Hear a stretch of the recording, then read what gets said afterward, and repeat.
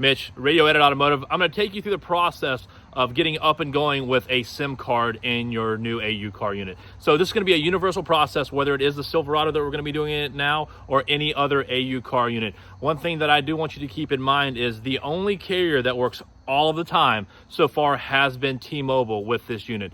There has been success with Verizon where you're going to have to change the settings to LTD, etc. You can search the group for that. But I have had zero success with AT&T up to this point, so T-Mobile is going to be your go-to as far as getting up and going. Another thing that I want to suggest is if you're just installing this unit, go ahead and put in the SIM and have everything hooked up for the first time you power it on, and it's going to save you that save and reboot process that we're fixing to go through. So when you power your unit up, it's just up and going, SIM card is working. So let's jump into the vehicle and get you hooked up. I found the upper glove box to be the best place to put the SIM card reader. So, see the USBs here and then the SIM card reader. We're going to want to take this, push this open, flip it out here, and then you're going to push this down to flip it out. So this can be hard to get situated in there. It's going to be even harder while I'm filming.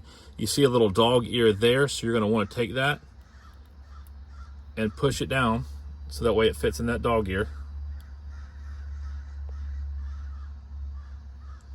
And once that's done, you're going to want to close this and you'll slide it up to lock it.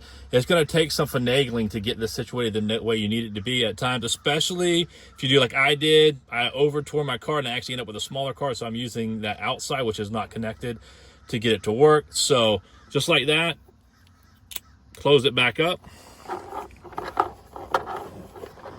And now your SIM card is installed in the reader.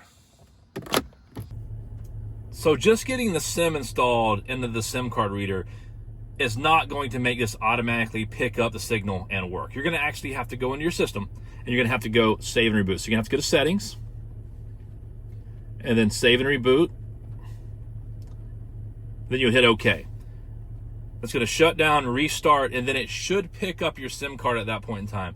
If it does not pick up your SIM card, go back to the SIM card reader, move it around, try the fitment and try and refit it, and then save and reboot again.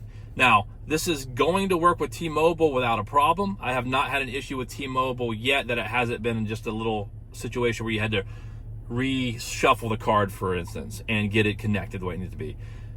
Verizon works sometimes. There's some LTE settings that you're going to need to change there, and it's different for each card, so I don't really have any guidance there. T-Mobile is going to work. AT&T, I have not had good success getting AT&T to work. So I strongly suggest if you're going with a SIM, go ahead and go with T-Mobile there. And then once it gets working, you should see the SIM up here, and it's going to say 4G, and it should give you some bars.